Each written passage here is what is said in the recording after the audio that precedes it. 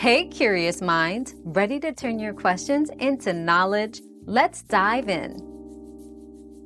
Coughing in the first trimester is generally not harmful to the baby.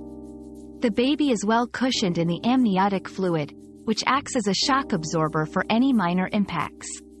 However, if the cough is persistent or accompanied by other symptoms, it's important to consult a healthcare provider to ensure it isn't a sign of a more serious condition that could affect the pregnancy. Staying hydrated and resting can help alleviate the cough. Your daily dose of discovery ends here, but the journey of learning never stops. Subscribe and join us again for more answers tomorrow.